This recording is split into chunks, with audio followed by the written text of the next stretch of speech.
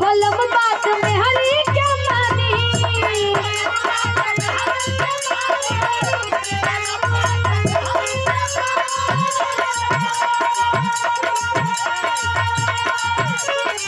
देखल बानी यही से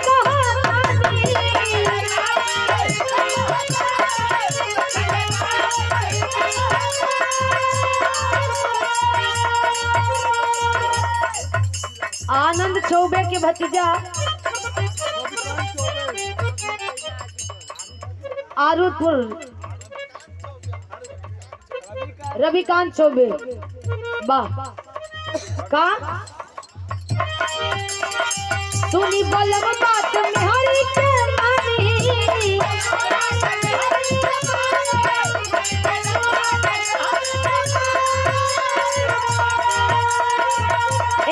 देखल बानी यही से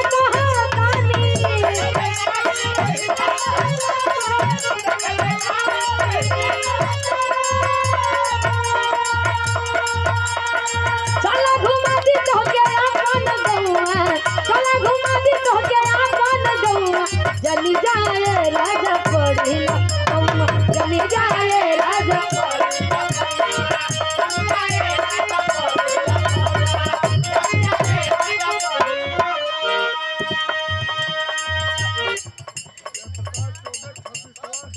जय प्रकाश चौबे जी 26वां स्थान रविकांत चौबे खारूपुर नारायणपुर पुनः 20 रुपया दे के सम्मान का अच्छा। तब बाराती या घराती ई लोगन के नहीं किया था पता चलत कि कहाँ बढ़न जा तो वही चपले बड़ा बाबा रात भर चपी।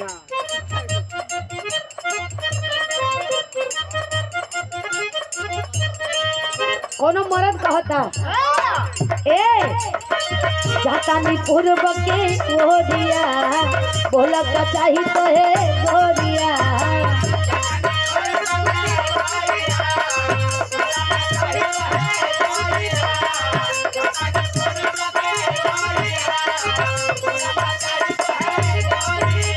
ये हमारे और सर्वेश भैया के साथ में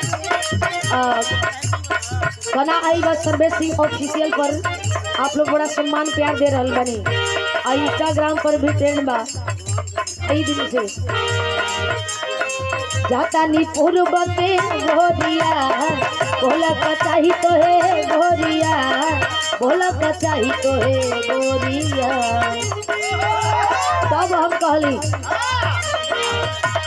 किया जली जाई हो पूर्व बाबा आयो रमा जाई हो पूर्व बाबा वहाँ बंगलिया बकयो ना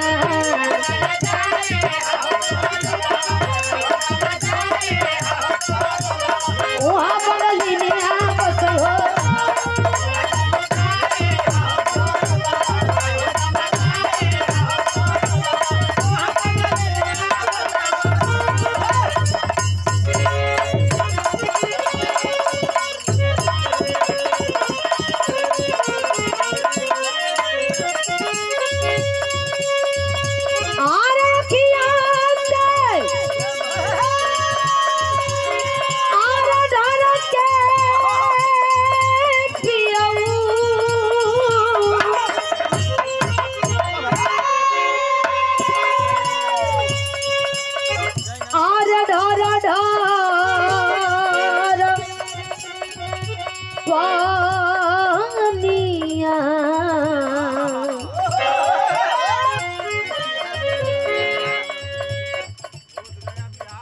बोध गया बिहार से। हाँ तो बिहार में कहाँ मिलेला, यूपी में आवेला लोगन तो सोचला कि कुछ खा ले कुछ नहा ले। हाँ कुछ गठियाऊ वाला हुआ। बड़ा सम्मान बा, 50 रुपया दे के सम्मान के लिए बहुत बहुत धन्यवाद।